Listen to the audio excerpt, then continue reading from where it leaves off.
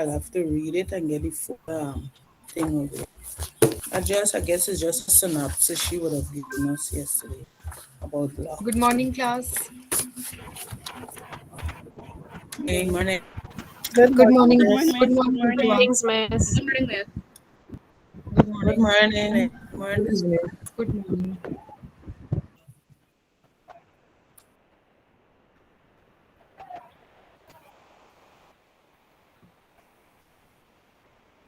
How are you all?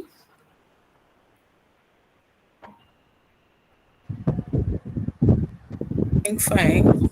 Well, thank you. Fine, thank you.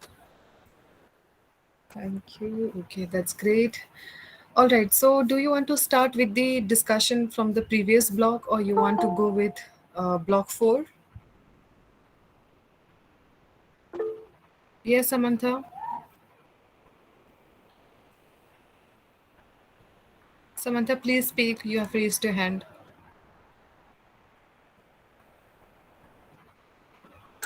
Sorry, miss, that was an error. Good morning, everybody. No. Yeah, good morning. I said, do you want to start with the discussion? I think I asked you all to get the critical limitations, critical evaluation of the theory of language acquisition.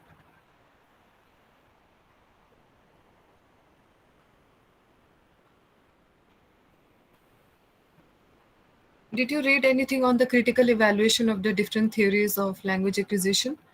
The behaviorist, the interactionist, the cognitive.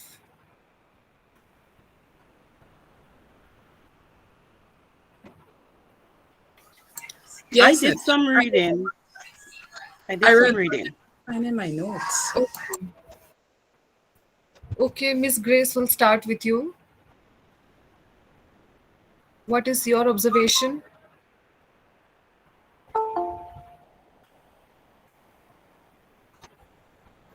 What critical evaluation have you found for any of the theories?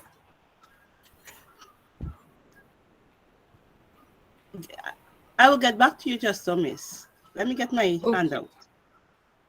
Okay. Anyone else wants to start with the critical evaluation of the theories?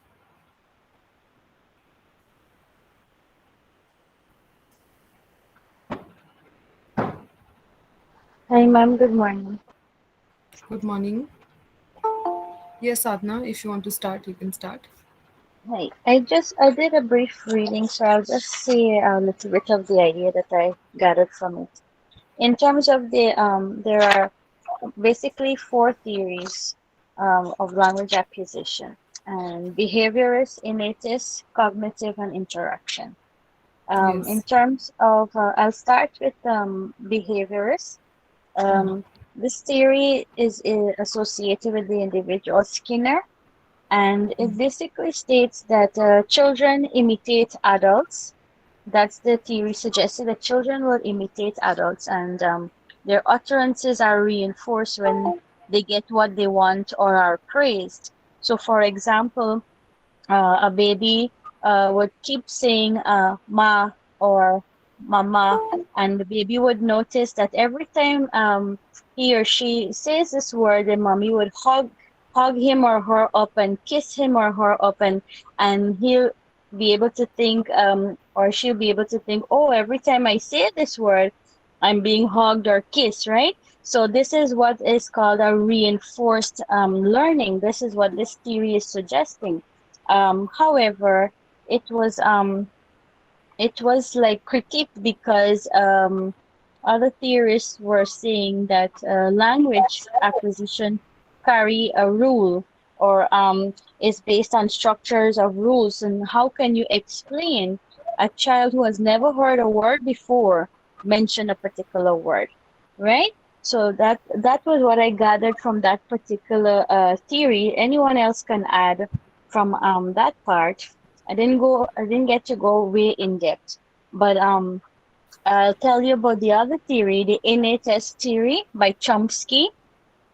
He was suggesting that a child's brain contains a special language learning mechanism or a language acquisition device. No one knows where specifically in the brain this is, but he was suggesting that there is a device or a language acquisition site in the brain that causes the child's brain to be specially adapted to language at birth.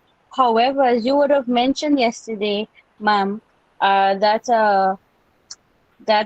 girl, the isolated case with Ginny, Ginny. if Yes, Ginny. yeah, if that was the case, then even when Ginny was isolated, she was not able to speak.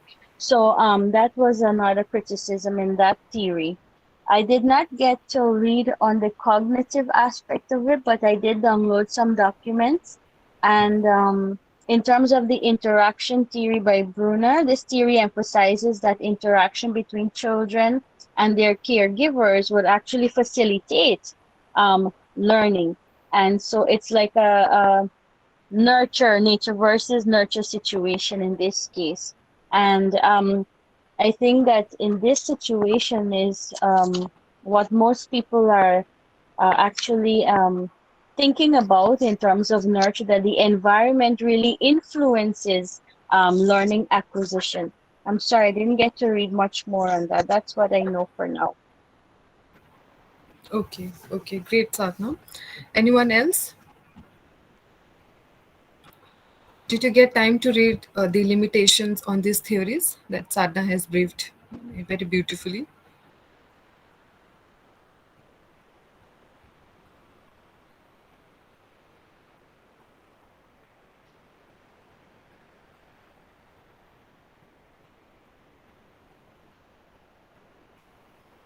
Okay, so you can take your time. You can use this week to understand the critical evaluation or the limitations of these theories.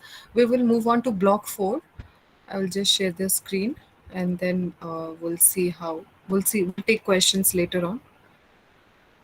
And then today we'll wind up MPC 1. Okay. So block 4, that is, again, we'll start with nature of problem solving. We already have done this, so I'll try to explain the important points, and which is with the topics which are very important. Otherwise, we have already gone through in the previous topics also, in when we were talking about problem solving and intelligence, creativity and intelligence. So we have somewhat explained there, but we'll see what are the other nature of problem solving. So characteristics, I think we have already done these characteristics of difficult problems. We did this. You remember? We have done this, right? Anyone?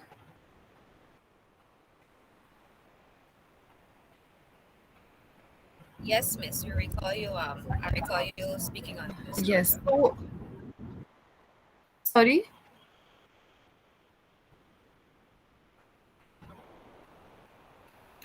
Okay, so there are different psychologists, Gestalt psychologists. They have worked in their experimental work, and they have tried to explain that how problem solving, how they are conducted in the laboratory settings, and many research were done in the year 1960s and 1970s.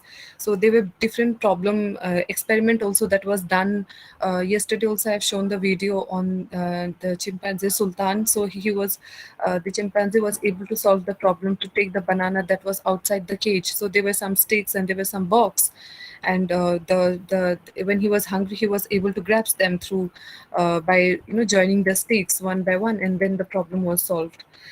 So these problem solving skills has been studied by Gestalt psychologists, and then we also talked about the stages of problem solving. So we have the initial state, we have the intermediate state, we have the operator state, and the goal state. So these strategies are applied over there. So we can solve, so there are certain problem solving strategies like group problem solving, management problem solving activities, teaching problem solving skills, art problem solving, and then creative solving would involve problem solving approach, elementary problem solving worksheets, problem solving lesson plans. So all these are some strategies through which we can help the children in a day-to-day life to solve certain problems. And then we also talked about the kind of thinking process, analytical thinking, synthetic thinking. So we can skip this. And here in this unit, in unit 1.6, you will understand the concept of insight problem. So insight problem is something where you don't, you have a problem in front of you and you don't find a solution as soon as possible. But you have to devote some time. Maybe you're thinking, or because there are certain. So, for example, there are certain problems in maths or in any subjects. For example, those who are pursuing PhD, they have a problem. They write a problem and they find it, right? So in the same way, we also have certain problems in our day-to-day life. When we use, sometimes we come with an insightful solution. So that is one of the thing that we are going to study. And insightful solution was the concept of insightful solution or insightful problem, it was given by the Gestalt psychologists, and they were trying to understand even puzzles also. So it's really difficult. There are certain puzzles which is very difficult to solve, so it could be solved through the concept of insightful solution. Then we have, what are the stages of problem solving, we'll see that. So the best way to solve problems is to generate solution. So how can we generate solution? We can judge the best among the likely solution. So for example, when you appear for a certain entrance exam where you have to answer, you have to answer in an objective manner. So you try to apply that. You will, there are four options. There are four options in one of the question, and then you will see which answer suits the best to the question. So judging the best among the likely solution is one of the key characteristics of solving a problem. So you can carry out the best solution, you can evaluate the solution, so these two strategies could be applied. Then there are some very scientific strategies for problem solving. One is algorithm and the other one is heuristic. So algorithm is something which guarantees a solution to the problem, which guarantees a solution, and then you have a certain rules and regulation which you have to follow. So for example, you have given a letter, for example, you are given a 3-letter anagram like YBO with instructions to unscramble it. It proceed with a systematic random search. However, notice how time consuming it would be to use a systematic random search to solve a longer anagram such as this word. So, can you solve this? What it is? This one you can solve. Maybe it's a boy. You'll be able to understand by this word. By three alphabets, you can maybe create 3 words. I mean, yeah, 3 words: war, boy, and boy. Right. Well, how can you create anything of this word, of this sentence? I mean, this alphabet.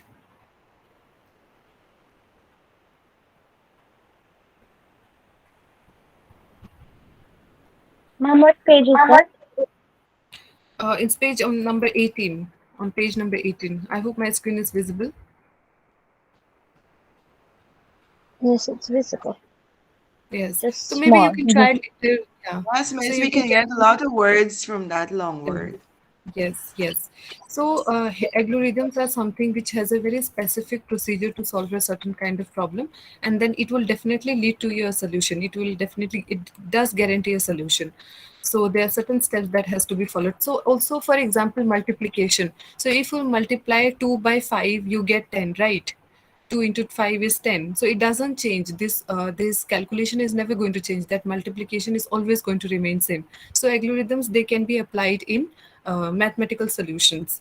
Then we have heuristic. So for a heuristic doesn't guarantee a solution, a correct solution, but you have to see what suits the best. I mean, the problem, if there is problem, then what alternative solution could be applied, or alternative solutions are available to solve a problem. So maybe you can, you can give some kind of, so here is the words. For how many words can you make from the pool of DWARG? So no, so in this anagram we can find the familiar combinations of doctor, or DR, or GR. You know, so this, it doesn't, or draw, or drag, and grade. This method could be applied. So it doesn't have any particular solution, or it doesn't guarantee success, but at the same time some rules could be applied to find a solution. So that is known as heuristics. These two are very famous when we solve problem. Yesterday also we talked about. Then some other techniques to solve problems would be to generate and test techniques. So you have to generate ideas. So for example, if you forgot your ATM pin, the technique might eventually work, but your frustration level by that time might exceed beyond your willingness to work on the task. Moreover, if we do not have a way to keep track of the possibilities that you've already tried, along with the ones that we still have to try, we might be further frustrated. So you have to generate, you in ATM, for ATM pins, you get this opportunity, you have this solution, you have this thing that you can rechange, you can reset your password, right? So through that also you can solve your problem. Then next is mean and analysis. So again mean and analysis consists of two condition or two state, that is the current state and the condition for applying desired operation. So it has a mean and analysis has a very small it has a very sub second. So mean and analysis is something where you can solve the problem step by step. First of all, you have to solve small problems and then the bigger one. So if you remember, when we were kids, we would be taught by our teachers. We were taught by our teachers how to. First of all, we were taught 1, 2, 3. Numbers. We were taught the numbers, and then the multiplications and the addition and the subtraction. So one by one. It's not that we were taught and then algebra, this trigonometry or algebra, the difficult mathematical calculations we were taught. So for example, to solve algebra, have you solved any algebra questions? Did you take maths when you were young in your school?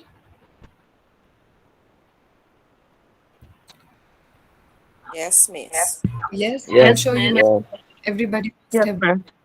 So to solve an algebra, Yes, miss. you need a very small solution, that is plus minus, the rules and regulation or the formulas that are applied in algebra. So that is known as mean and analysis. Step by step, the solution is provided. You know. Then next we have backward search. So maybe pencil, for example, you want to memorize something, you want to memorize certain notes. So maybe you can start from the end, and then some people will start from the end, at the end of the chapter. Some would start in between, some would start at the first. So backward search is also one of the problems. So a paper pencil maze learning also, when you have to solve the maze learning, there also we can apply backward search. Then planning strategy. So planning is also one of the strategy to solve problems. So it could be, you can solve problems by from small some the problem which is less complex to higher complex problems. So planning strategy is one of the solution. Then we have thinking aloud. Thinking aloud is like you verbalize your problems. You talk about your problems, and then you retrospect in long term memory that what you want to recall, what exactly can be done towards this problem. So this is one of the issues one of the techniques through which we can solve problems. Then other strategies are like abstraction, divide, hypothesis testing, lateral thinking, method of focal objects, reduction, research, root cause analysis, trial and error, then brainstorming. These are very famous, and we have applied all this when we were young kids in our school, in our extracurricular activities, or maybe when you're organizing certain events, or maybe when you have to solve certain problems with young children. So all these problems has been applied. All this solution has been applied by you all, I'm sure. When you read, then you'll definitely get to know. Then creativity and problem solving. So we have already done this. A lot of work has been done by Davidson and Sternberg. So they were trying to understand that how we solve problem, what is the strategy, or how can we, so they have come up with 3 separate problem solving skills. So first one is selective encoding. So when we want to solve a problem, you have to encode, you have to understand the situation, what this problem is, and then you encode it. So encoding, if you remember in memory, we have talked about encoding, encoding, storage, and then retrieval. So encoding is a very important thing where you have to understand what you have to understand the problem first. So that's one stage. Then second is selective combination. So combination, once you encode the problem, you have to understand that maybe, okay, for example, just a puzzle, which puzzle would suit one, which block would suit with which blocks. You can apply the combination, different combinations. If you remember in maths, we have done permutation and combination problems also when we were young kids. So that solution could be applied, that is selective combination. And the third one is selective comparison. So comparison can be applied. So in puzzles also we do this. Okay, if this doesn't fit, then we can apply the another blocks. So that was again given by Davidson and Sternberg, 1960s. Then next we have stages involved in creative discovery. So I think we already talked about this: preparation, incubation, insight, and verification. You remember this, or you have forgotten?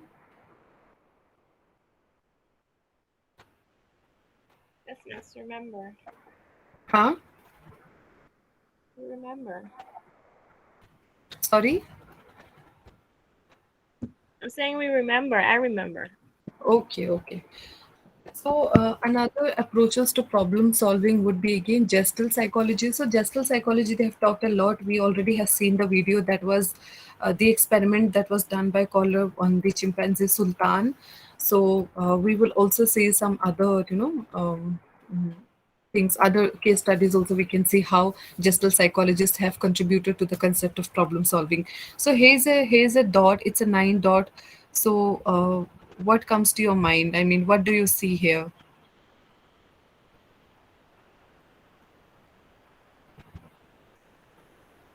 How would you solve this problem?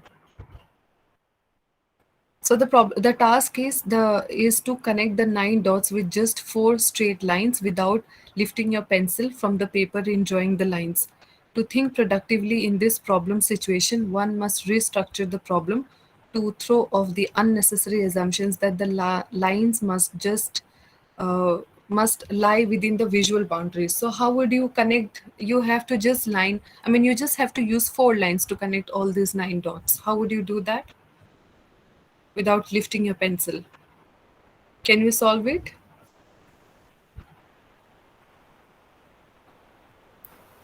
Yes, miss. Good morning, colleagues. Good morning. Good morning. Yes, it can be done, but I think Okay. when we meet to the second column, the third column, it will be kind of, you will have to come back to go to the other one. Because if you notice, you go start from the 1, go down to the 3, go across, go up, but then again, you might have to come back to reach the 4th column, as I'm seeing it. Okay, you can try this. And Good morning, colleagues. I think I think you can start from the left, where you have the single one, and you come down. Then you go right, you go back up, come across to the second dot in the second column, up, and then you go right back to the second dot. okay, okay. So you can use this problem, you can solve by yourself at home, and then we'll see some videos also on this. Yeah. Miss, Yes. are we allowed to rearrange the dots? Are you allowed to? Yeah. Sorry, I didn't get your question. Can you repeat? Are we allowed to rearrange the dots? Yes, yes, yes. Why not? Please do that. You can do. So Okay. you're not allowed to do this. So this is the task. The task, I'll just read once again here if I'm highlighting it. The problem is to connect the 9 dots with just 4 straight lines without lifting your pencil from the paper in drawing the lines. To think productively in this problem situation, one must restructure the problem to throw off the unnecessary assumption that the lines must lie within the visual boundaries. Miss, I think if I remember this correctly, it requires you thinking outside of the box. I would You have have to done this think outside the years box. ago. It requires you to stretch your thinking a little bit, and Yes. you would find one of the lines extending beyond the box. Somebody please mute your mic. So that you can then make the other line to connect the other dots. Yes. So you can solve this problem at home, and then you can show me next in the next class. The next topic we have information processing and computer simulation. So how many of you are aware of GPS? Are we using GPS in our day-to-day life? In cars. In Yes, in your cars, but we cars. don't really use it in Guyana much. Yes, so you can see, so this was developed by Newell, Shaw, and Simon in 1958, and then it's a way of looking at problems, at different, virtually all problem solving theories. So we have this concept of GPS even in psychology also. So when you are not able to recall certain things, then maybe you can use your GPS to, from the working memory to understand what has been stored, and you can retrieve that in your while you write your answers. So a large capacity, and when you use your large capacity from long-term memory, then you can restore things and then retrieval could be done. So there's this concept of GPS also. So this, it helps us to connect with long-term memory and then short-term memory and then working memory. So working memory should be intact, and then so that we can retrieve, and we can we can retrieve what has been stored and what has been encoded.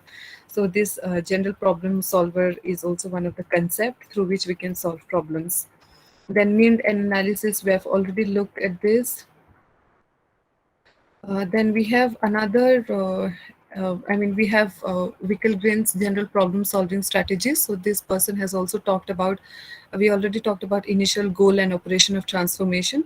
So whenever you have a problem, you have the initial state and then you reach the goal state. And finally, when you reach the goal state, the problem is transformed, the problem can be solved. So this is what has been given by Wickel-Green's. And next is we have again another research by Newell's approach. So even this person has tried to explain the initial state, the intermediate state, and the goal state. So in this, so the difference between the previous research is that the goal state is the second state, and then finally the transformation.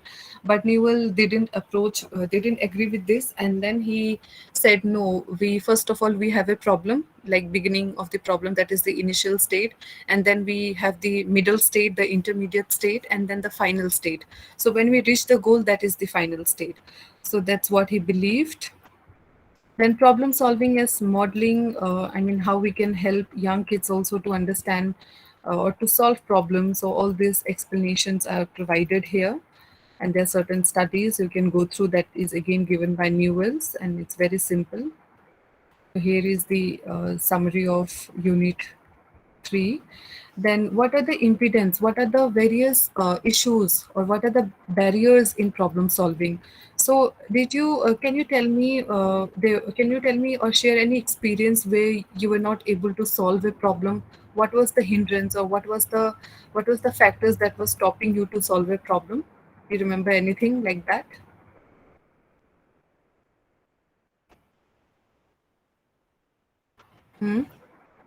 This time there was not enough time. Not time. Okay. Yes. Miss, I did maths at university, and sometimes you sit and you work long hours on a particular mathematical problem, and you don't really get it out. But after some time, and you go and you sleep and you relax, I don't know if it is working in your subconscious mind, but you wake up maybe just like the Eureka method, and the solutions comes just like that. So I don't know if you could explain on that part. Okay, so in the previous, the one at the beginning of this unit, you will find different readings, like, they've talked about the different issues through which we are not able to solve problems. But let's understand psychologically what are the issues that that could create a problem, or the barriers to problem solving are. First of all, we have the perceptual blocks. So if you think that this problem could be solved in a particular manner, then only you will find, that's a perceptual block. So if you don't think out of the box, then you'll not be able to solve the problem. So that's one thing. Seeing only what you expect to see, that is one of the problems. Second is stereotyping. If you label something, if you feel that no, people of a certain category are in this manner only and they will not work, and so you don't recruit them, and then you don't find people to work in a certain solution. So stereotyping is also one of the problem, or one of the perceptual blocks that leads to that creates a barrier in problem solving. Then next is not recognizing problems. So to solve any problem, you need to understand them. Uncoding is very important. Decoding is very important. What the problem is, you have to understand the problem first. The next is not seeing the problem in perspective. Again, not understanding the situation, not thinking out of the box. So that is a problem.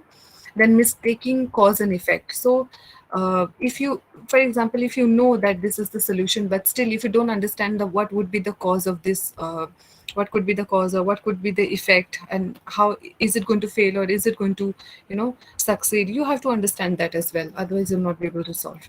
Then next we have emotional blocks as well. So fear, if you think that you'll not be able to if you have this fear that you'll not be able to make good decision, or if you fear of making, if there's a fear of making mistakes or looking foolish, you're not going to solve. Then impatience, then anxiety, then fear of taking risk, need for order. If you want to avoid anxiety and you feel that no, I want to be in a I want to be organized, and I want to be in an orderly manner, I want to solve the problem, then you'll not be able to solve. Lack of challenge, if you don't have that motivation, then you'll not be able to solve the problem. And next is intellectual blocks. So knowledge is very important. The skill to solve any problem, you need the skill. So if I want to be a good driver, I need to learn the driving skills also. Then lack of creative thinking, like you need to use the analytical thinking. We have already talked about the different kind of skills that is required for creative thinking, and we also understood the difference, the connection between creativity and problem solving. Then inflexible thinking, if you think in a particular manner, you're not flexible with your ideas, you'll not be able to solve the issues. uh, then next is not being methodological. I mean, uh, you need to have a knowledge also about certain ideas, but step-by-step procedure. Sometimes some problems required a step-by-step approach also. So, for example, if you have to solve some algebra problems, you have a problem, mathematical problem in the field of algebra, so a step-by-step solution is required. So that's one thing. Lack of knowledge or skill or language problem. So all these also can lead to the barriers, intellectual barriers. Then using inadequate information, again related to knowledge. Then the next one is expressive blocks. Expressive would be using the wrong language, could also be a problem. Unfamiliarity with the particular application of a language. So if you're not able to understand, you don't understand the internet language or the computer language, then you'll not be able to solve a problem. Then passive management style, so a situation where we are reluctant to find, or it's difficult for us to exert influence. It prevents us from communicating our ideas also. If you passively, you are very passive, you just obey what your seniors are saying, and then you're not able to convince what differently you can solve your problem, then that could also lead to a block. Then dominant, again, you're controlled by others, you're not open, you are not able to communicate, you feel hostile towards your subordinates or towards your seniors, then again you will not be able to solve your problem. Then apart from this, we have also environmental blocks like management style, distraction, physical discomfort, lack of support, lack of communication, monotonous work, expectation of others. Then cultural blocks would be unquestioning acceptance of the status quo.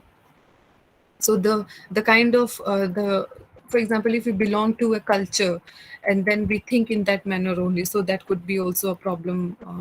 I mean, that would not help to solve as a problem. Dislike of change, fantasy and humor are not productive all the time. So feelings, intuition, and subjective judgments are sometimes unreliable. Overemphasis on competition and cooperation. Then taboos, stigma, stereotyping, all this could lead to, I mean, this will not help us to overcome the barriers towards problem solving.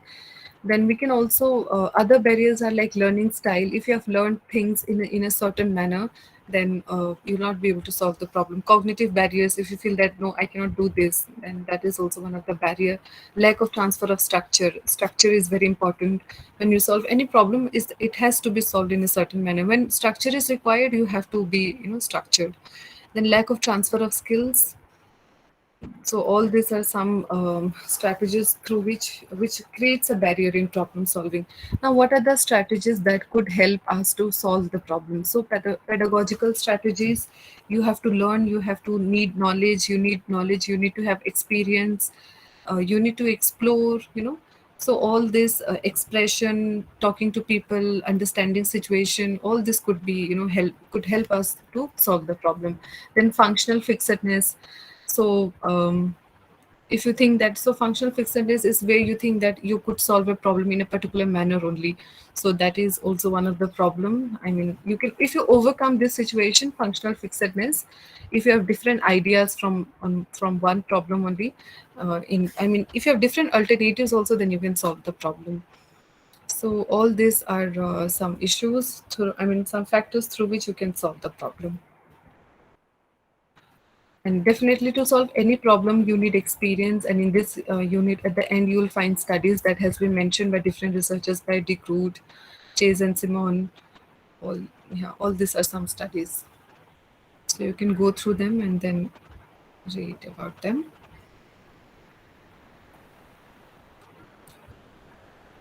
And here are some studies through which you can also go through and then understand how problems could be solved.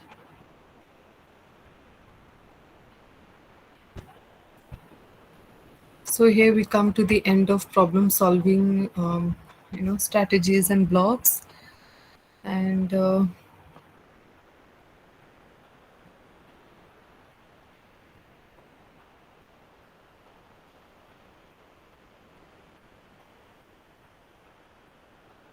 okay, so any other questions, and what are you thinking right now?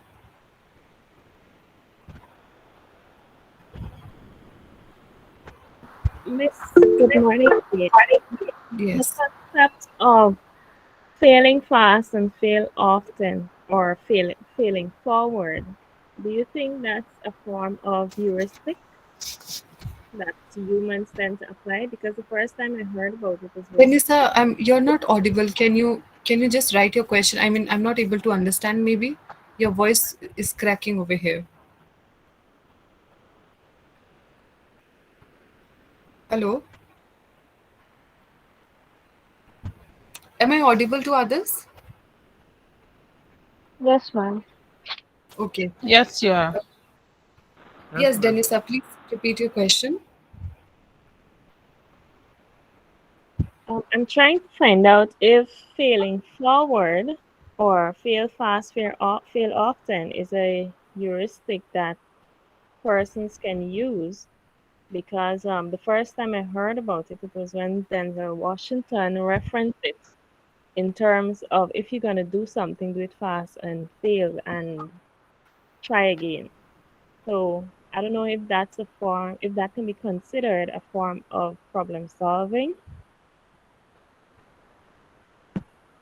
Are you saying that when we think in a different manner, that's what you're saying?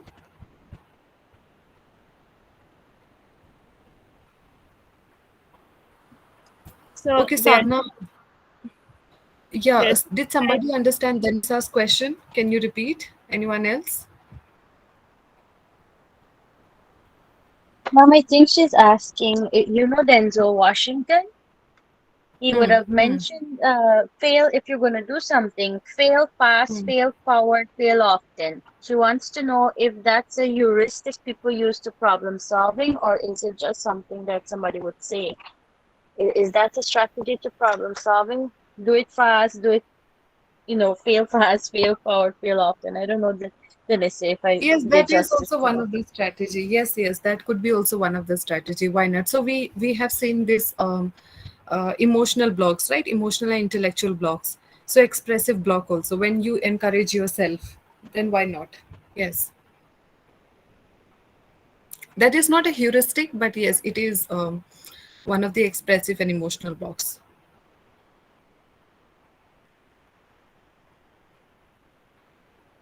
Okay, thank you, ma'am. Ma'am, I had a question to ask. But this has to do with unit. Let me see. This is unit 4 in Yes. You block can ask from block any 3. unit now. Yes, you can ask from any unit now. So we'll have a discussion. So here we come to the end of block 1, 2, 3, 4 of MPC 1, and all the units has been discussed. So yes, now we can have the questions. Yes, block 2, unit 4. Creativity and problem solving. This is 4.2.3 aspects of creativity. Page 63. Okay, I will also go there. This is block 2, right? Yes, this is block 2. Hmm.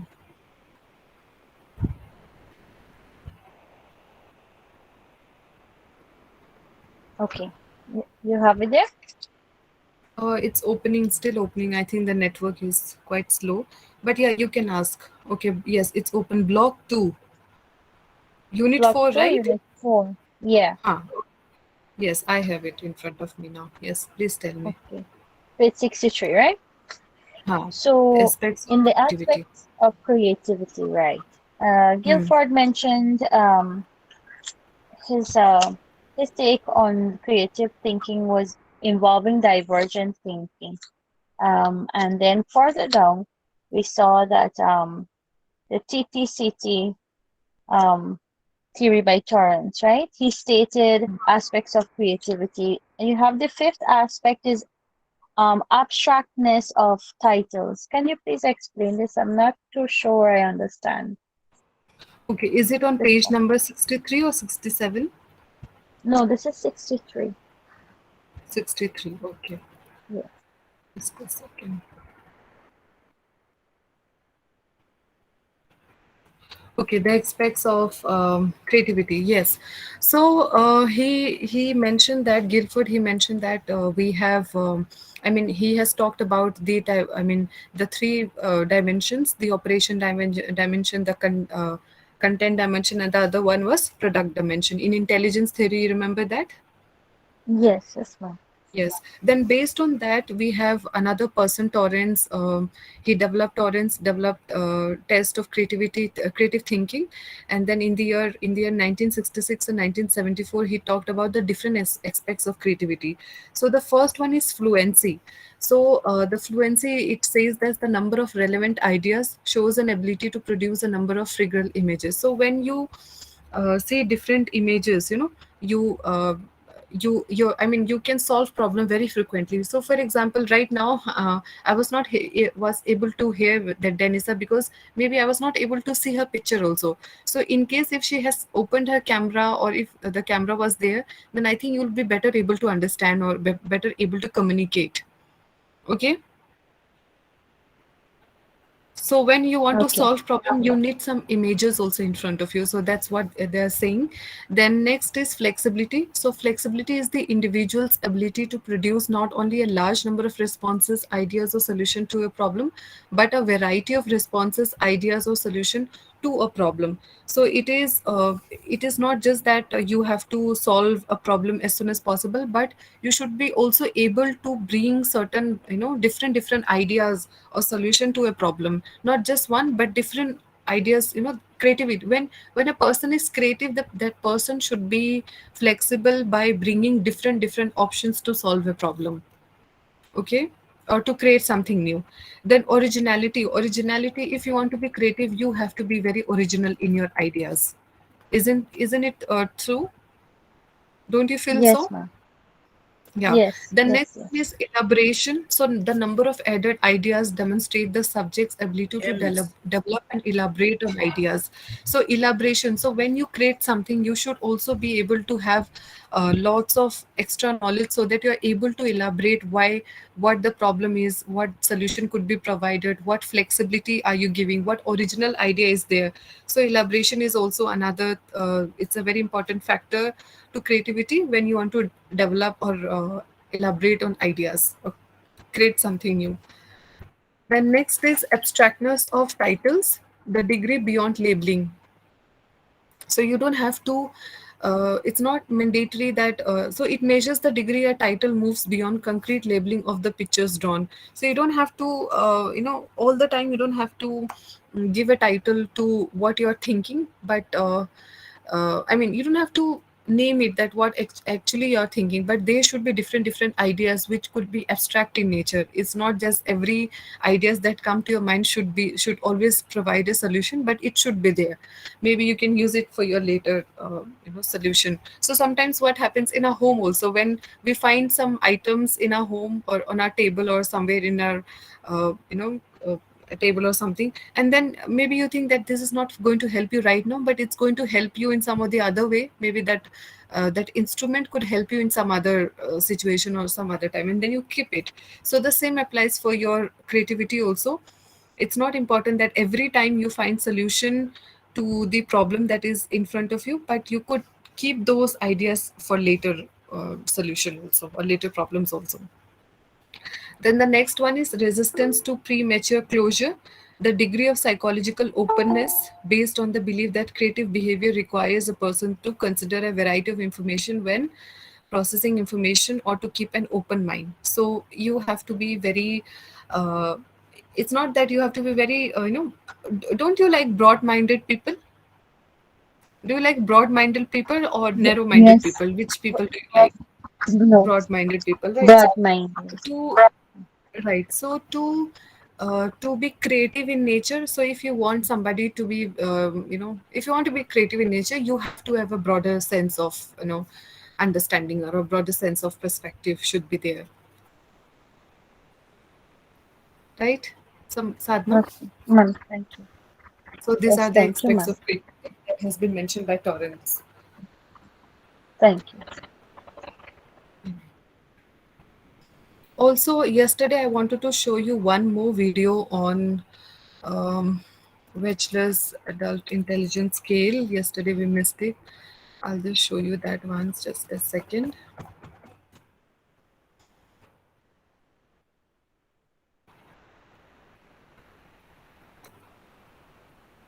I could sense that many of you have not read your notes.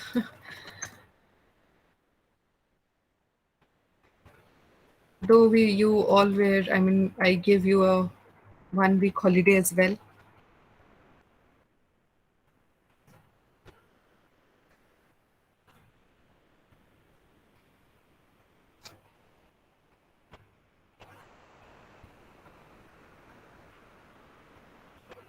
Hmm.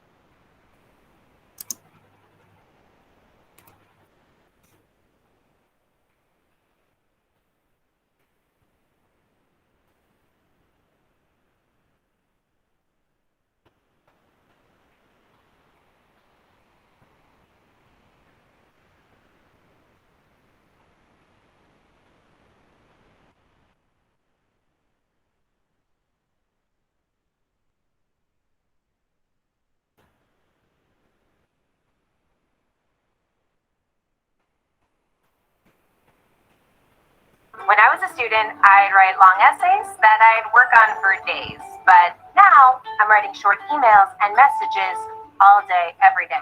Grammarly has been a lifesaver. Here's an example of an email I wrote at work. Please share the screen, miss. Yes, just this.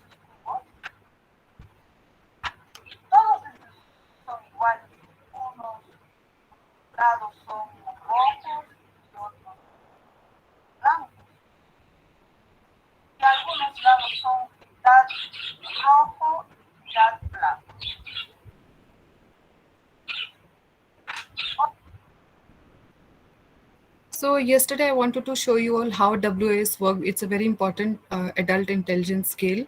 So there are certain blocks and how the conduction administration is done. Please have a look.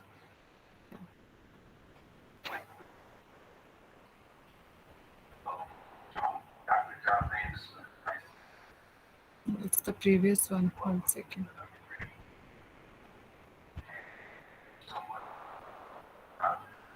No, this is not the one.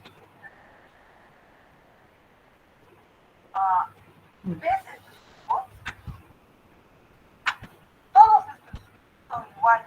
Unos lados son rojos y otros son blancos. Y algunos lados son mitad rojo y mitad blanco.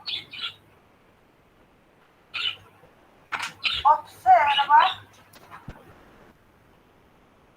cómo coloco los cubos para que se vean igual bien.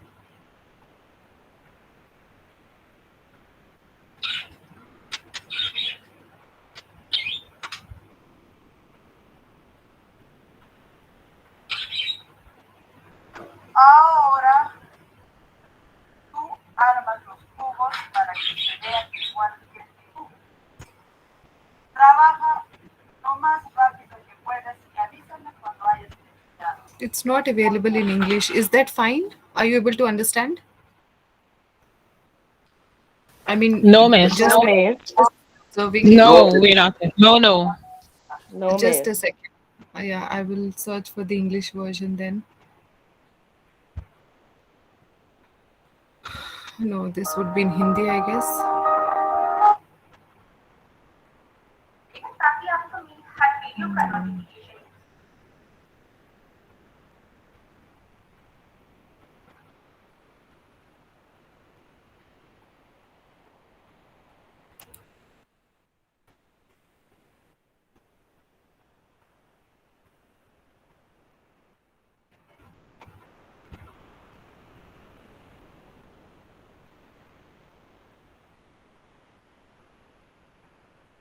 अगर मैं आपको अचानक से ये बोलूं कि अपने crush के पास जाकर उसको एक डेट के लिए इनवाइट करिए, या मैं आप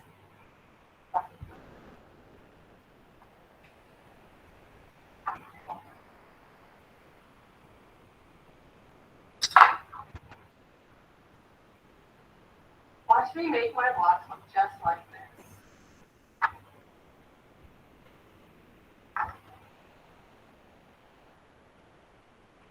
Now you make one look like this.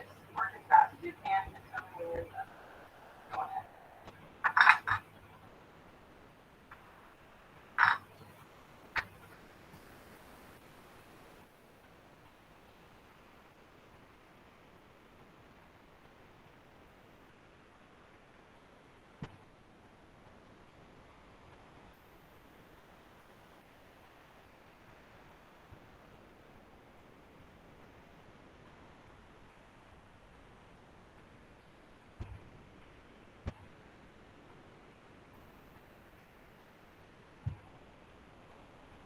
Now make one like this.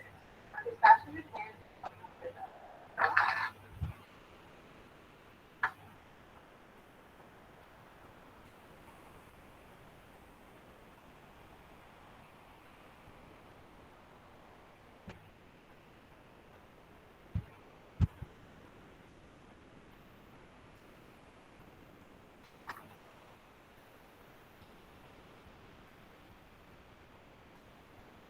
Now make one like this.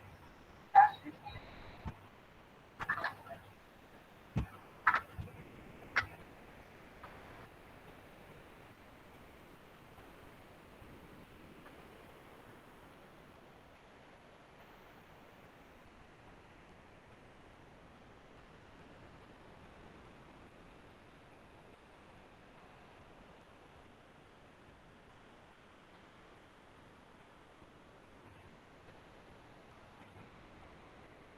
Now make one like this. Work as fast as you can and tell me when you're done. Go ahead.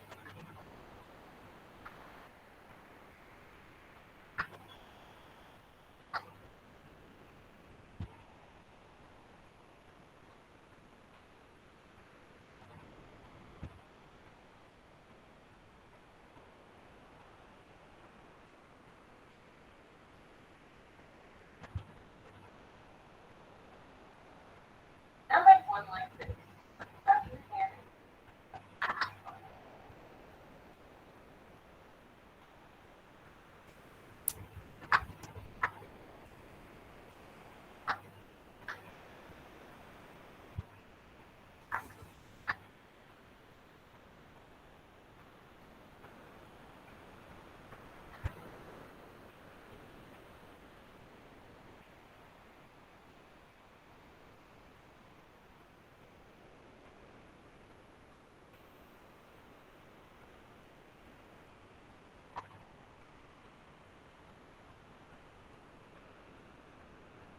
I'll make one like this for discussion and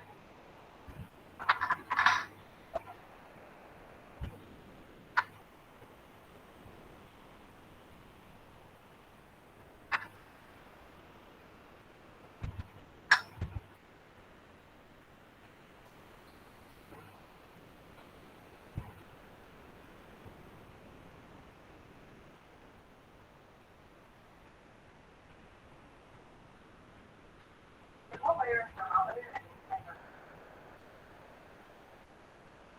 One here.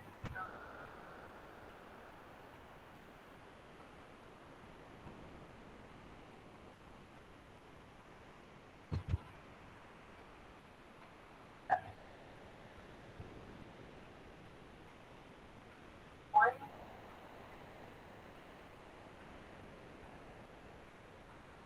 Seven, five.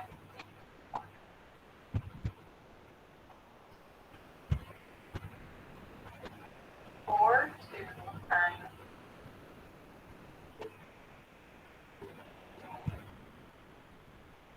One, five, six.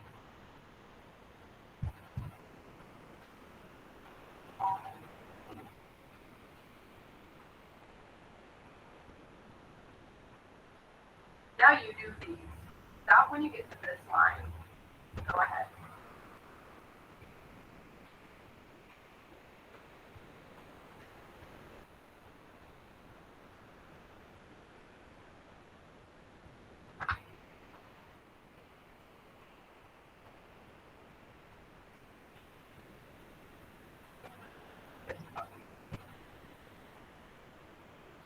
So, class, it's a very extensive one. As you can see, first of all, there are blocks, there are different blocks. There are numbers which has to be repeated in a forward manner. And then there are numbers which the administrator would ask the person to repeat backward, So memory testing and all this problem solving, all these tests are done, logical memory, So what you have to do is you can maybe watch this. I'll share the link and you can watch the video at home. At least you can see how the conduction is done. I'll just share the link video at home, because 1 hour if we watch here then it would be a long time.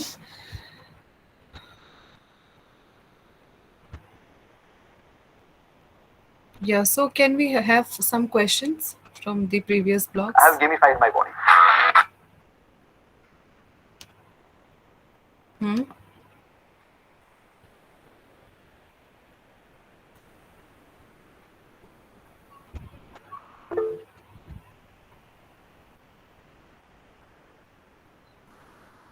Miss, if I'm quite honest, I really do not understand the G factor and specific factor theory. So if you can just... Yes, sure. It's still not clear. G factor and S factor, right? Yeah, especially Okay, the measurement. We talk about some... especially the measurement of it. Okay.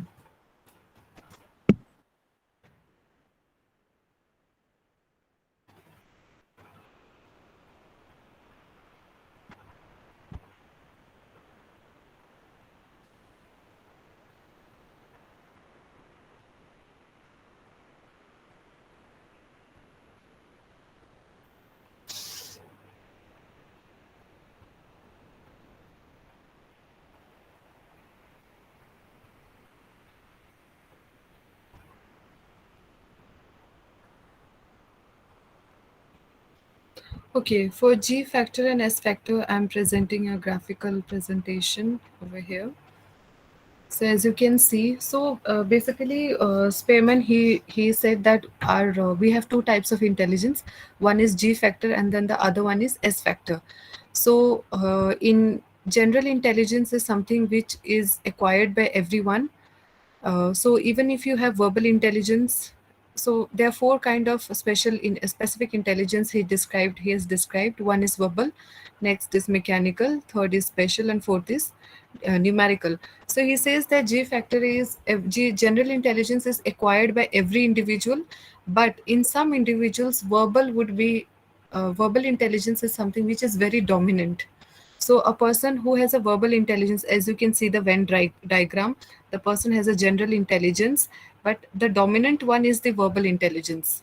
And at the same time, he possesses some kind of mechanical intelligence also, some kind of numerical, and some kind of special intelligence also. But the dominant one is the verbal. Can you understand this? Yes, so far I'm following. Yeah.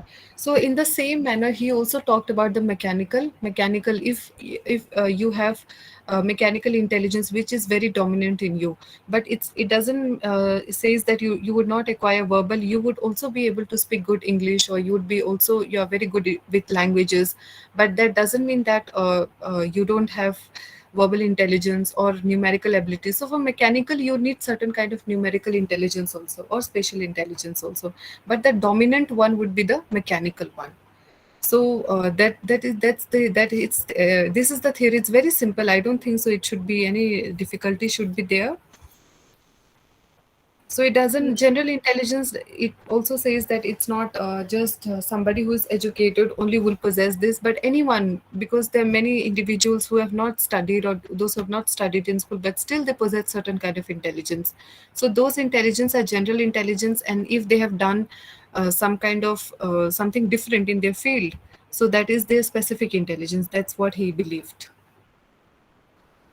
I understand that part, but the measurement, like how do you go about assessing using this particular scale theory? So this theory, it was. I don't want to take you to the measurement. Why? In the sense that it will take such a long time, because for this you have to understand this. What do we say? Your stats paper, your MPC 5 and 6. So when you will be reading that, you will understand more there in detail. But still, I'll take the time to explain. So he found that. Now, on what basis did he say that there is special intelligence, there is mechanical intelligence, or numerical, or vocabulary? So he found a correlation. Can you say this? This Yes, diagram? I can Yeah. see it. So yeah, so you, as you can see, there's this correlation, the reasoning, the correlation between general intelligence and the concept of reasoning is it is it is quite closer to 1, +1 plus -1, that is the correlation they found. So 0.96, it's a very high reliability and high validity, which is referred in. I mean, it has a very high correlation. That's what they found, the relationship between general intelligence and reasoning. Then spatial ability, as you can see, there were certain tests. So to test the concept of reasoning, there were certain items, and then those items have a very, they were able to test high level of reasoning, and they were also able to test, and these questions were able to test high level of spatial ability, then memory, then processing speed, vocabulary, and all these factors like reasoning, spatial ability, memory, processing speed, or vocabulary, as you can see, there has a very high correlation with the general intelligence, especially the reasoning, spatial ability, memory. Processing speed doesn't have a very high ability, but still it's there. It's not less than 0.50, but it's all above.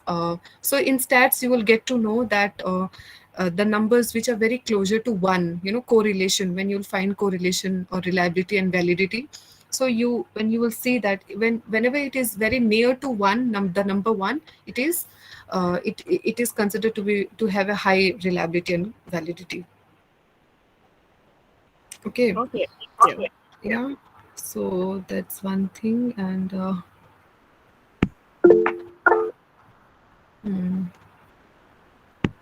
somebody has texted.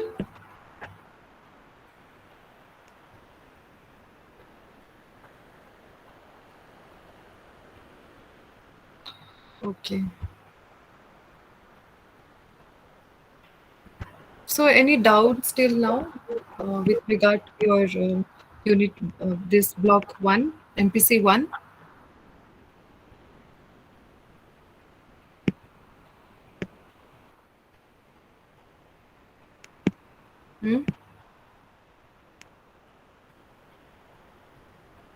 Mom, I think I have another question. I'm just checking through my Yes. handouts. 1 second. Please check your notes and let me know what are the doubts, or else we can move to MPC 2. We will not start the discussion, but I would want you all to watch the videos right now so that you can, read and come, and then we can have the discussion in the next class.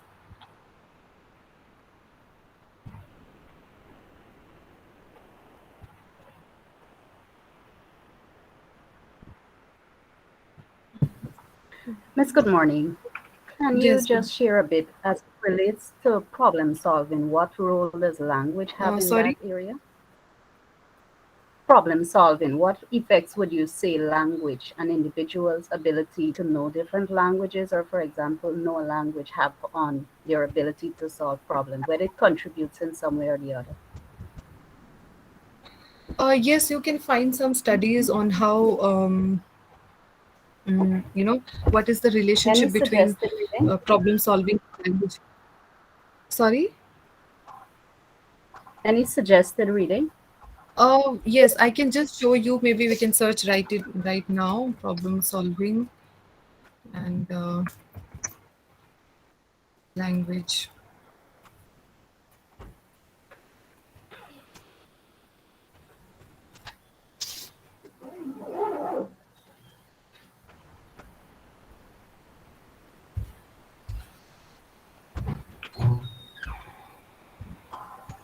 So here's a very old paper, Language Learning as Problem Solving, Modeling Logical Aspects of Inducive Learning to Generate Sentences in French by Man and Machine. So maybe you can read this, but it's an old one. Maybe you'll not be able to grasp it properly. So you can search. This is how you search papers. You can search papers and problem solving in teaching for foreign languages to students of pedagogical department. So this is how you search research papers, and then you can have some readings on this. But yes, All right, definitely thanks. answering the question, there is a relationship between language and problem solving. Why not? Even for the development of your intellectual development, even for intellectual development, your language development should be there. As we have seen in the previous notes, that there is a connection between language and development. I mean, intellectual development and language development. So those children who speak slowly, or those children who have spoken late in their lives, or maybe there was research have found that there is a developmental delay. So the early the child speak, the early the neurodevelopmental takes place. So even for yes, there is a connection between language and problem solving. So here's this paper by Problem Solving as a Function of Language, 1968. It's a very old paper, and then you can find here. Oh yeah, it is published. Yes, it's a good one. It's a good paper by Stanford. Problem solving as a function of language. What's the last name you said? Stafford? Sorry? Kenneth R. The Stafford. last name? Stafford. Stafford. Stafford. Yes.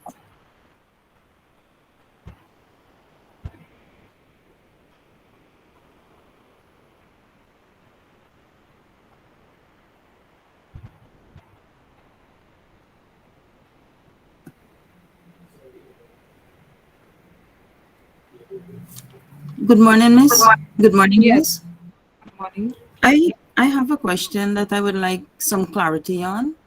I was Yes, please. studying the investment and confluence theory of creativity by Sternberg, and I would notice that there are 6 aspects that must be there for a situation to be creative: the intelligence, knowledge, thinking style, personality, motivation, and environment. What I would like to know, if it is that all 6 aspects has to be present in order for one to be creative. Can you explain?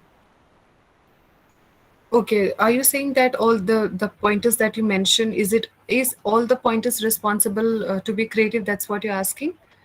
Yes, if all must be there, or could it be just 2 or 3 or something like that? Yeah, so this is a research bit. Is it done by Stanford, that's you're saying? Yes, Sternberg. it is Sternberg. on the handout Yes. of this is which block? Creativity and Yes. So problem solving unit 4. Yeah, so if it is if it's a research based evidence, then I think yes, because they have done a research and they cannot just randomly write that one or two is required, but they have written certain factors, so yes, everything is required. But yes, maybe 4 to 5, because psychology is something. I mean, I'm sure you might have heard about the concept of individual differences. So some children, so for example, let's take the example that those children who speak little slow in their life, it doesn't mean that they're not intelligent, or those who speak very quickly or very fastly, it doesn't mean that they're intelligent, but everybody has their own capacity. So maybe 4 to 5 would also go, but if it's a research based evidence, then I think we should agree to the point that yes, every point is required. But again, it depends from individual to individual. They can yeah, under what context they're applying and when this research was done. Maybe now the children are more intelligent and they would go with 2 or 3 pointers also, that would be fine. Okay. Okay, thank you. Yes. Miss, since we're there, I asked earlier in the chat if you can please explain the threshold hypothesis, because in the self-assessment questions, I saw the question there and I really don't understand how one should go about answering it. Which question? Under self-assessment, page 67, question number 3. They asked to explain the threshold hypothesis. So I just want to have some on that. Block number, MPC block number. Block 2. Okay. And page number? 67.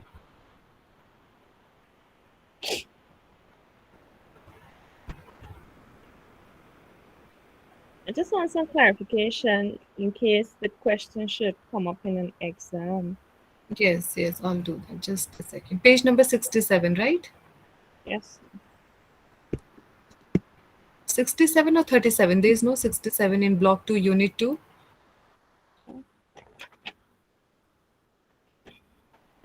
It's unit 4, block 2, unit 4. Sorry. Block 2, unit 4, right? Yes. Okay.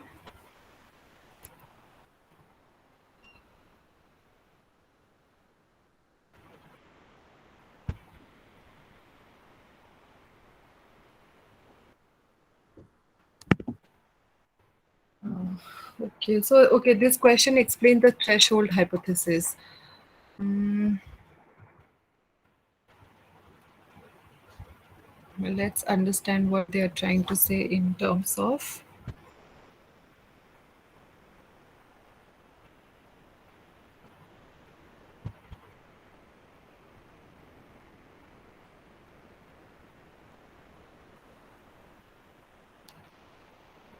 For threshold, it is not directly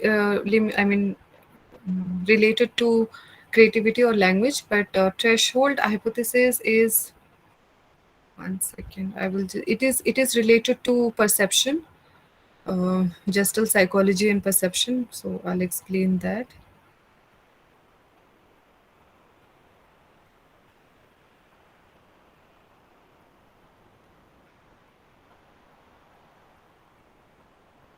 Okay, if you remember Guilford's theory, he says that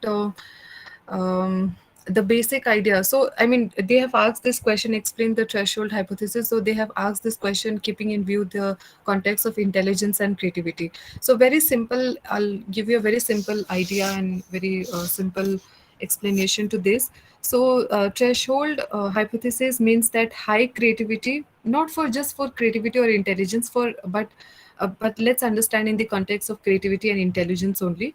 So Guilford in 1967, and I'll share one paper also. So he has talked about this fact that threshold hypothesis means that high creativity requires high level of intelligence, or at least above high level of intelligence, either high intelligence or either high level or above high level of intelligence. So you remember I said that in order to be creative, you need to be intelligent. But to be intelligent, don't need to be creative. You remember this sentence? I have explained this in the previous classes. Yes, ma'am. Yes. Yes. So this threshold hypothesis, it says that in the context of creativity and thinking, that we have to be creative, you don't have to, at least you need a high level or above average level of intelligence. But for intelligent, if you're intelligent, it doesn't mean that you'll be creative. But if you are a creative, it means that you are an intelligent person. So that's what the threshold hypothesis says. So to explain this, you can use this research paper. I will just share it. The name of the research paper is, you want to write, or shall I write in the chat box? Relationship between. Share it in the chat box, please. Yeah. Relation.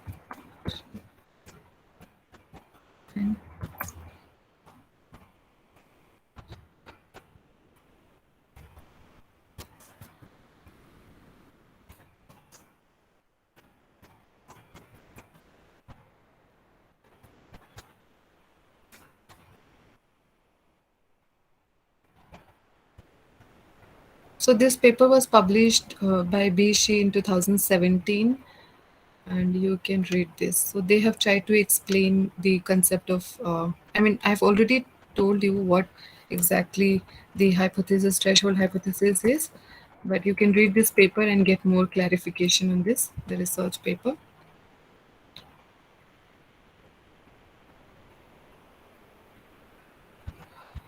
So Vaughan has asked this question: why Russian psychologists said that level of recall is a concrete relationship. So Vaughan, from where did you get this question, or did you get it from the notes? I'm not sure about this level of recall from, can you please show me the reference for this?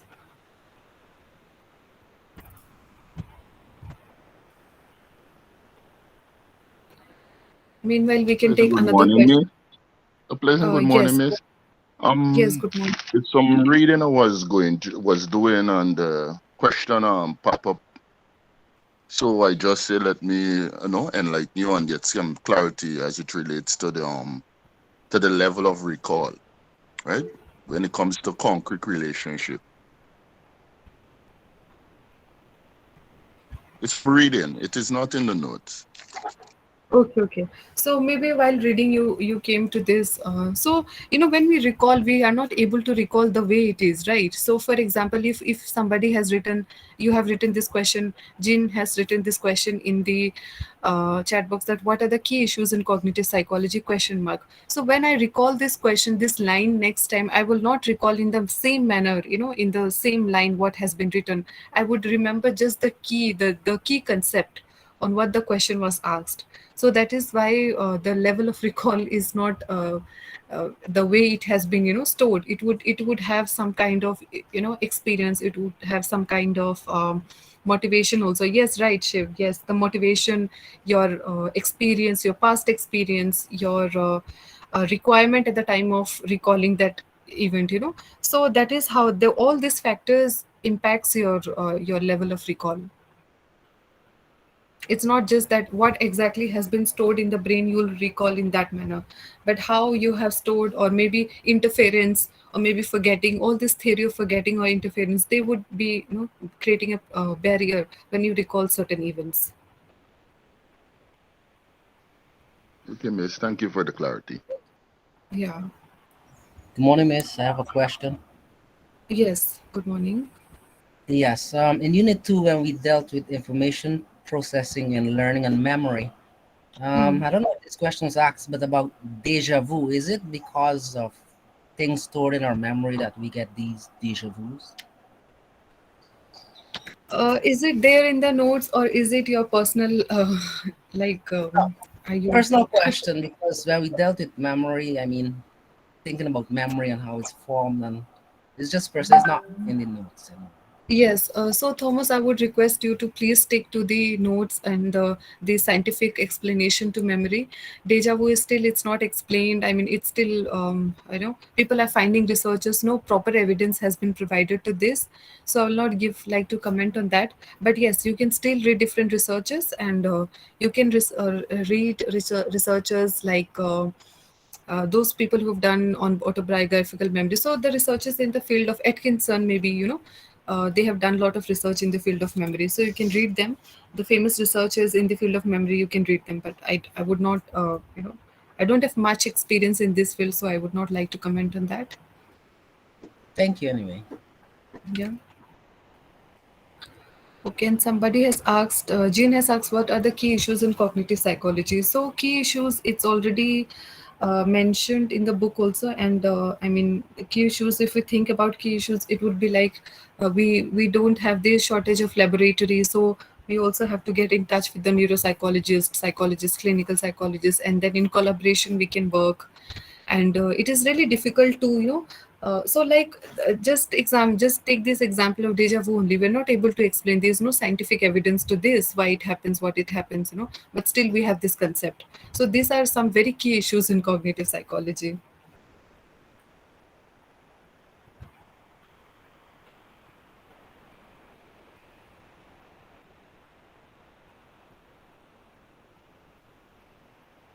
Right.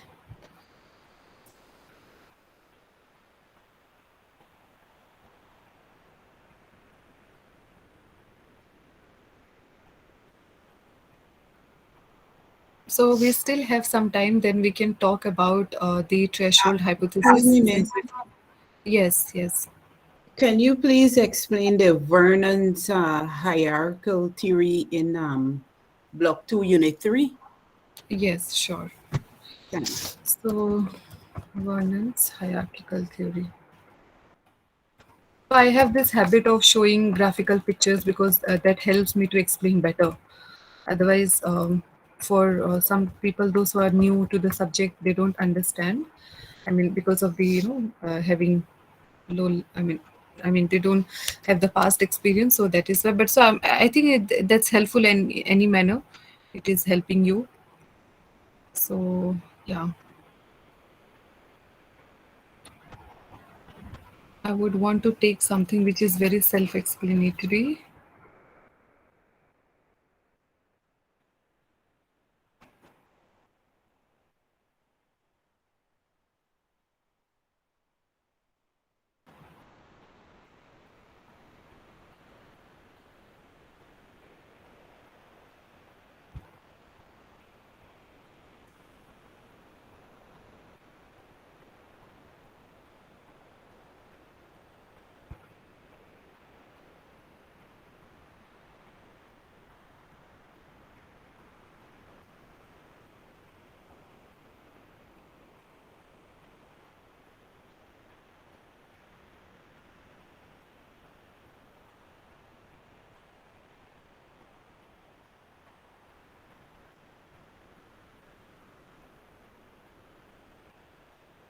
Okay, so basically he mentioned that even it is quite similar to G factor and S factor, as you can see from this diagram. I don't know if it's visible or not. Is it visible? It's kind of small. It is not visible, right?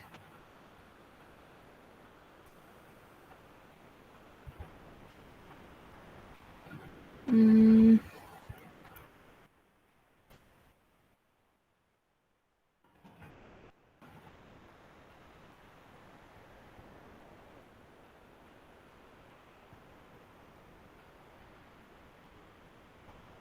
If you can manage to zoom it,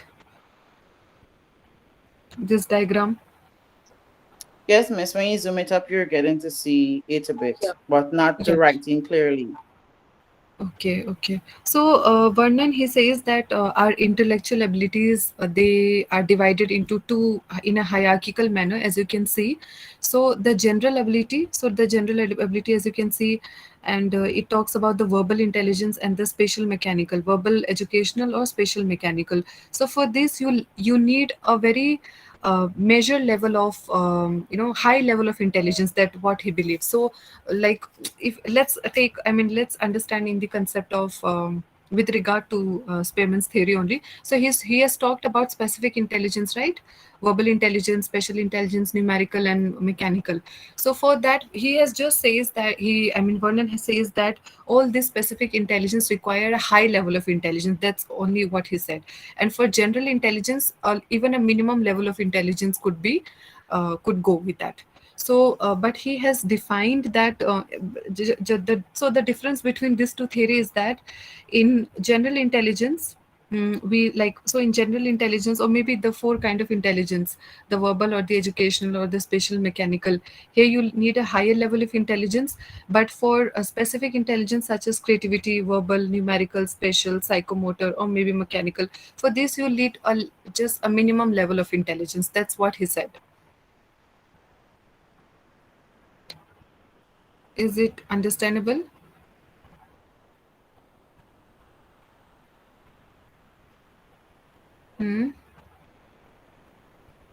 Yes, Miss Tan. Yeah.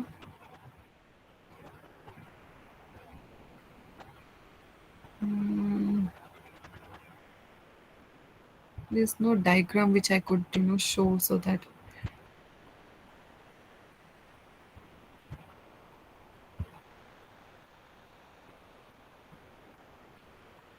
okay, just forget the theoretical this background also, but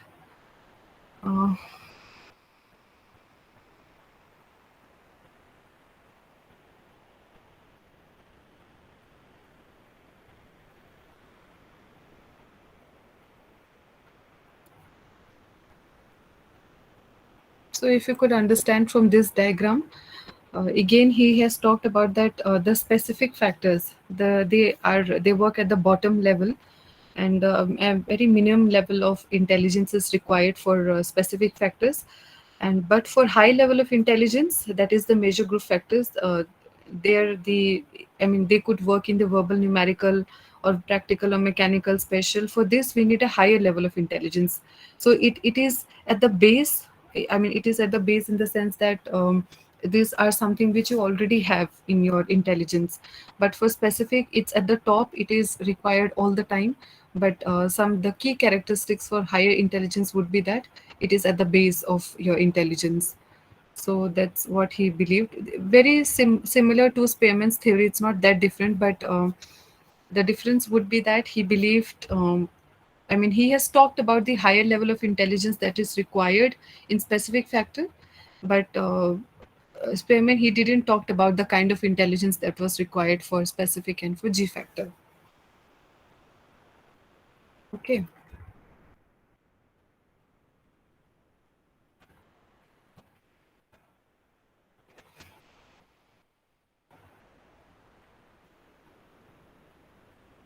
Yes, Matlow, did I answer your question?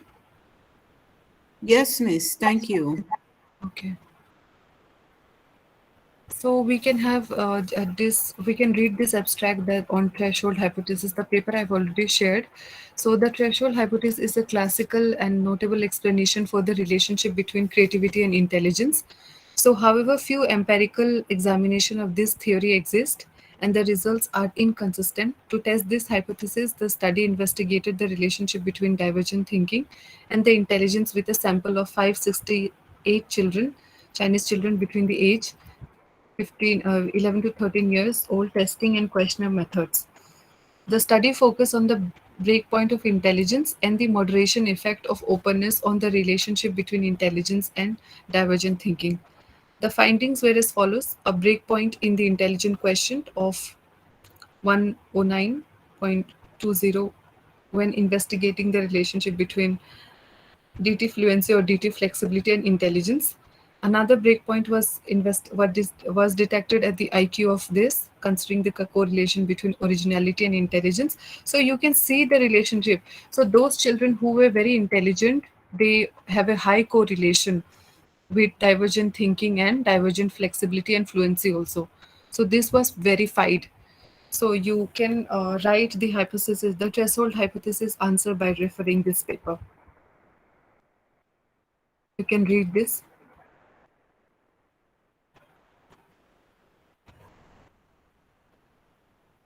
So that is why it is said that for a higher level of creativity, you need certain kind of intelligence. But for if you're intelligent, it doesn't mean that you will be creative also. But if you're creative, you are very creative in your field, then it means that you are intelligent.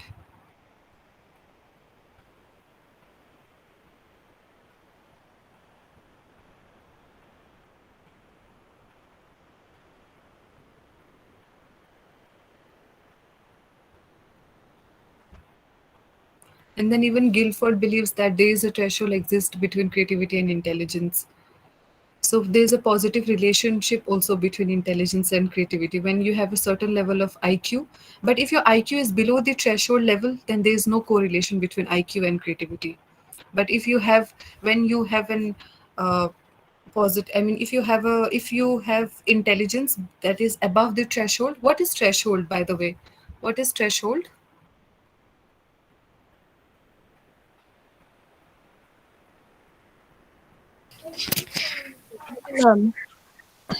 Hmm? The highest point? A minimum point which is required, for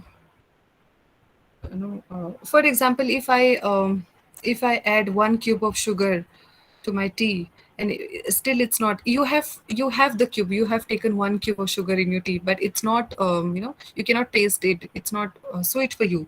But when you have 2 cubes, then you experience that threshold, right? Okay, now your tea is sweet. So that threshold level should be there. Now if you put 3 cubes in your in your tea, then what will happen? It would be more sweeter, right? So one was not sweeter. You have, I mean, the cube was there, but it was not sweet for you. But when you put two, there is a threshold level, and the third one, if you put the third one, it would be more sweeter for you.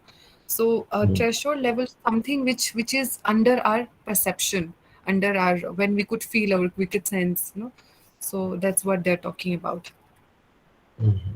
So the same is applied in the field of creativity and intelligence also. So if you're intelligent and you're not creative, it doesn't mean that you're not intelligent. You are intelligent, but to be creative, you need a certain level of intelligence also. That's what the threshold hypothesis says. And it's not applicable just in this field, but in every other fields also. Even for sugar, like for tea, I give the example of a tea and the sugar. So yes, Avinashi, you want to say something?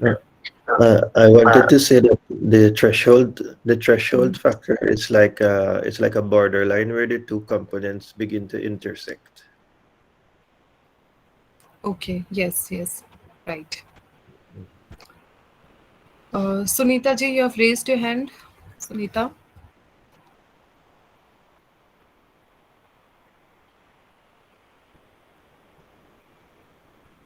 So, Miss, excuse me, based on what you just said, according to Confluence, there should be a threshold for a person's level of creativity and intellect.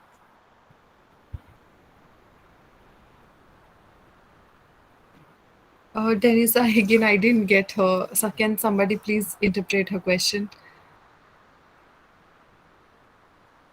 I don't know why I'm not able to understand.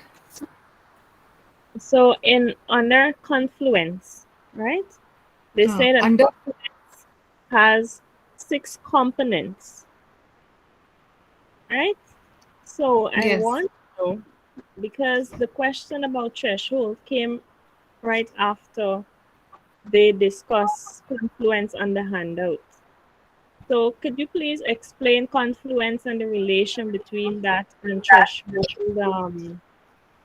threshold hypothesis, if there is one? Confluence, you're talking about confluence under which perspective, Denisa?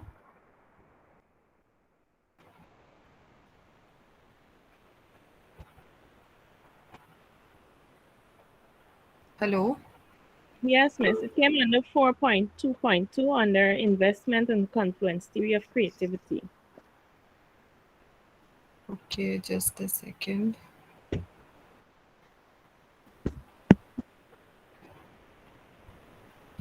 Which block? Block 4. Sorry, Block 2, Unit 4. Okay.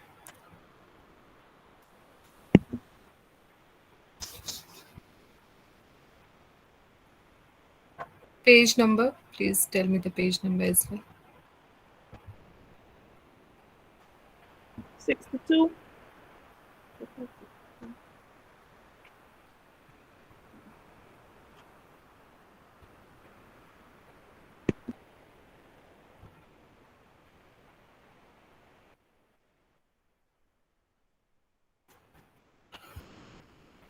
Okay, there is no so there is no core like relationship between threshold or creativity or confluence. So threshold, I mean, okay, just a second. So confluence, the confluence of six components, creativity is hypothesis to involve more than a simple. mm,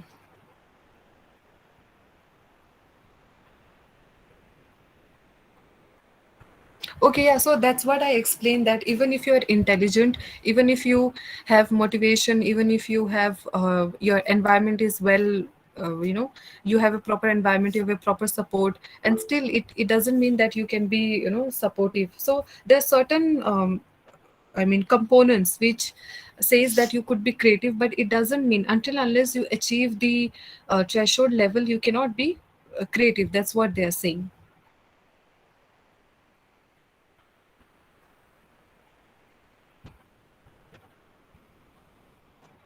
Yes, Denisa? Did you get me? Yes, thank you, thank you. Ma'am, can I just try to explain this? Maybe it will help Danisa. I'm not Yes, hello? Sadhna. Yes, yes. Yes. Based on what I would have read and understood, the confluence theory has nothing to do with the threshold hypothesis. The confluence theory basically is the integration of the skills, the six skills mentioned by Sternberg in 2006. However, in the self-assessment question, the question of threshold hypothesis came right after that, but it's not linked to confluence. And on page 65, we can see also that this is what it would have said. However, a creative person's IQ has been demonstrated to be at least a standard deviation above the mean, or often more, according to Guilford. He suggested this hypothesis of a minimum level of IQ, often arbitrary, set to 120. So I'm assuming that this is the threshold. He also says that 120 should be necessary but not sufficient for creativity. Therefore, creative achievement was thought to be impossible below this threshold. So the threshold hypothesis is probably making reference to below this threshold of 120 IQ, there wouldn't be a creative ability then. The creative achievement would be impossible below this threshold. So I think this is the hypothesis he was making reference to. So I don't know if Yes. that helped. That's my understanding. I Yes, you're understand right. that very much. That was perfect. Yes, yes. So you have to read different things. So confluence was like, if you read this question, the concept of confluence, it came, I mean, they're talking about what is the investment and the confluence theory that was again given by Sternberg. So they are trying to explain the basic abilities that is required, six distinct factors like intellectual abilities, knowledge, styles, thinking, personality, motivation, environment. These are some factors that requires a confluence. But again, even Guilford has tried to explain, and in the paper that I've shared, they have tried to understand the relationship between divergent thinking and intelligence, divergent thinking and divergent fluency, and then IQ. And so I mean, different research has been done, and it has been proven that to have a creative level of intelligence, I mean, to have a certain level of creativity, you need to have a certain level of intelligence. So that is the threshold theory hypothesis. So confluence is a different thing that doesn't have anything to do with the hypothesis of creativity and intelligence.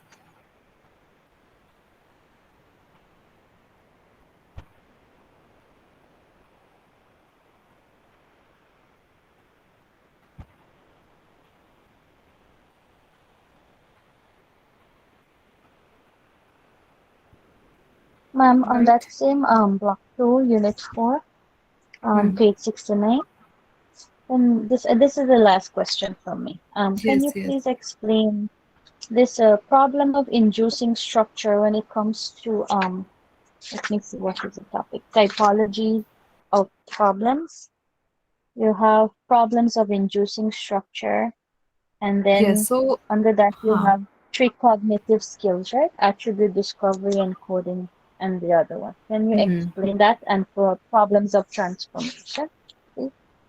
Yes, yes. So we have seen that I mean, different researchers have come to the point that when we solve a problem, we require three stages. We are at the three state. The first one is the initial state, the second is goal state, and the third one is the operation or the rule state, or maybe the stage of transformation. So we also have some other stages or other structures through which we solve the problem. So one of them is problems of inducing structure. We have process of attribute discovery, process of encoding, process of comparing encoded attributes, and evaluate attribute based structure among the elements. So this, why now they're talking about three types of cognitive skills that are required when we solve a problem. So cognitive, so to solve any problem, you need some kind of attribution, some kind of attribution discovery, as in you use your past experience, isn't it? So if Yes, I ma'am. show I you can a hardly hear diagram, you. if I show you, yeah, if I show you a bird which you have never seen in your life, but still you say that it is a bird, then what are you using it? Why did you say that it's a bird?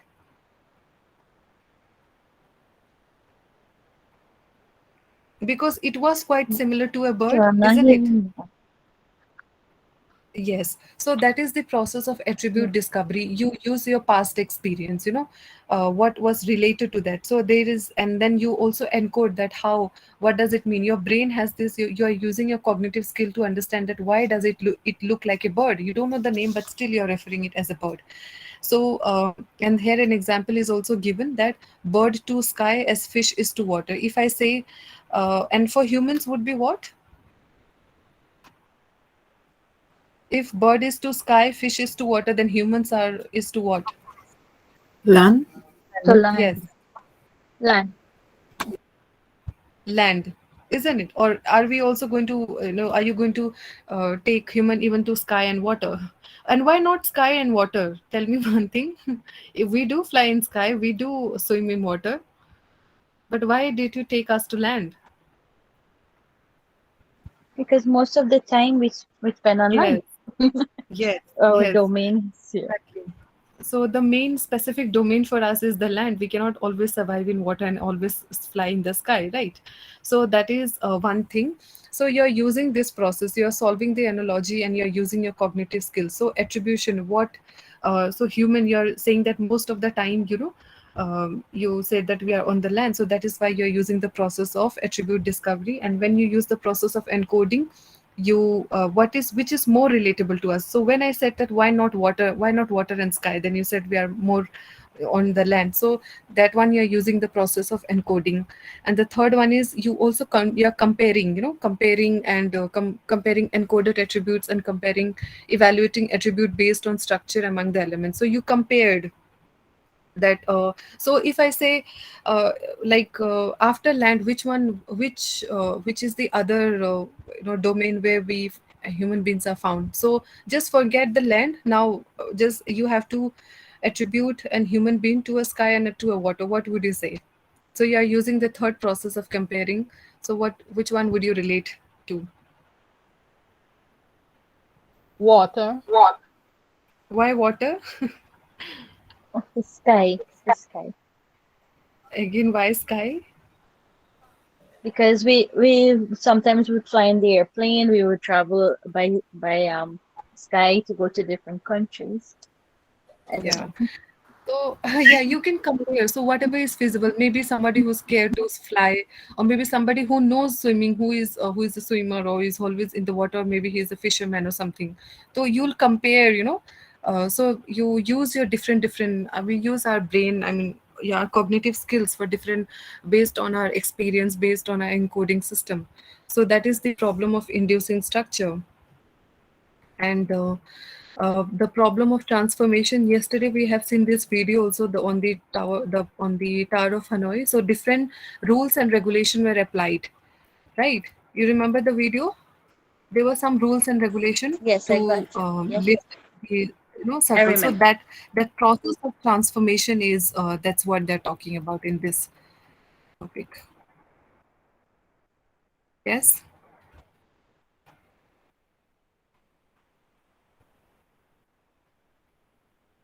So this is what you will find in this unit. Any other questions?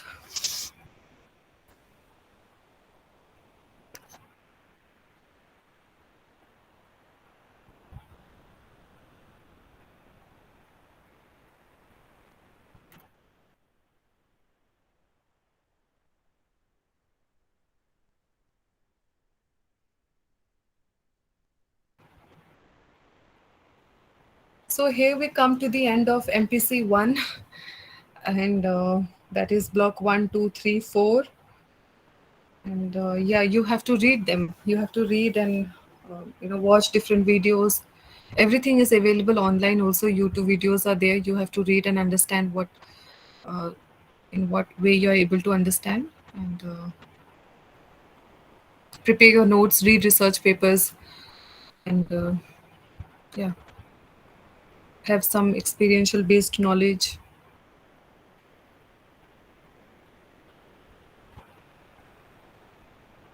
Thank you, ma'am. I got disconnected. Thank you. Okay. So for the next class, please go through the videos on. I'll share the videos on Piaget cognitive development, Lawrence Kohlberg theory, and many other theories are there. So we'll talk about the cognitive development. We'll talk about the name of the paper is lifespan development, and we'll try to understand how growth and development takes place in our day-to-day life, in the lives of human beings, in the life of individuals. What are the different domains of development? Social, cognitive, emotional, psychological. Uh, yes, all these factors, they're very important. Emotional, yes, all these factors are the basic development issues in our of an individual's life.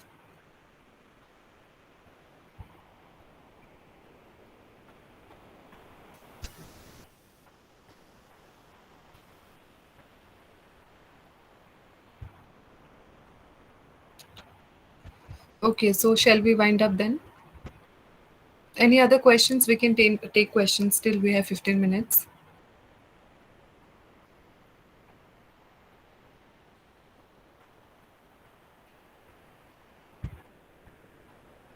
Ma'am, is there any theory in language acquisition that was finally accepted, or do we just have to take all into consideration? We have to take into consideration all the theories, the theory of behaviorist, interactionist, nativist, and the environmental, because none of the theories were disregarded properly. Every theory has their own acceptance, has their own advantages and critical evaluation. Okay, thank you. Yes. So Jane, you can read MPC 2. We'll start with MPC 2. We have 4 classes for that. And it's very simple. It's not that difficult. That difficult in the sense there are 4 or 5 theories, but the others, they are all based on discussion. And you have to give a reading.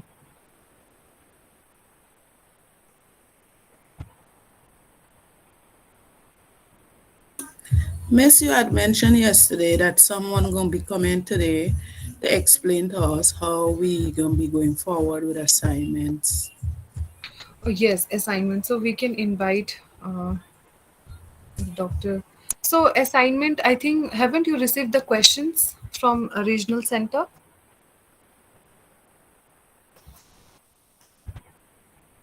You haven't No, received miss. the questions? No, miss. Oh, miss, we haven't received any questions. Okay. I think so. I'll ask them. I will ask sir. So maybe he can share you the questions with you all.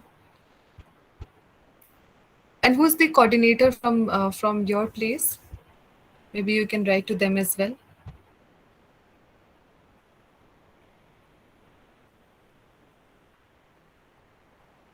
Miss, my Yes. understanding is that we have 1 month to do the assignment, correct? I think you'll get some amount of time. Don't worry. You will get sufficient amount of time to write your assignments. Because I'm trying to understand if other persons have the questions already. We You don't. would be, I That's think that. you'll be writing out of 100. They would be, I don't know exactly the questions, but it would be out of 100. The exact number of questions I don't remember. So there would be some question which carries 2 marks, some question which carries 5 marks, some question which carries 10 marks. Okay, miss. Yeah.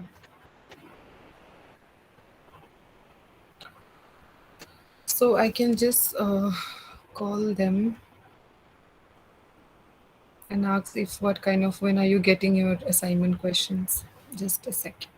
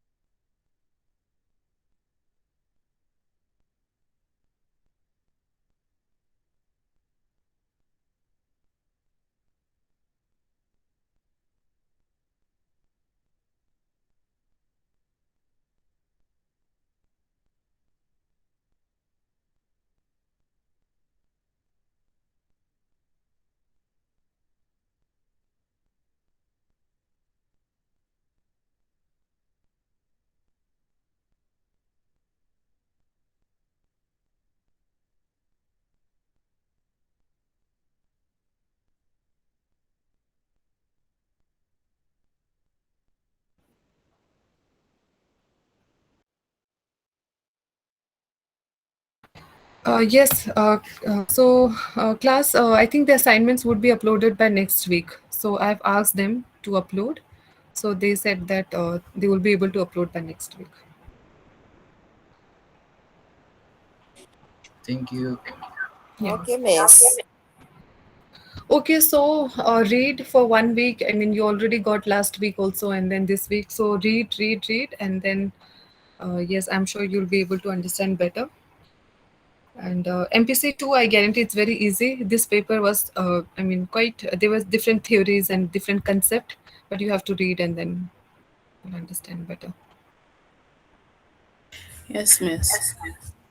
Okay, so thank you everyone. We can wind up the meeting then.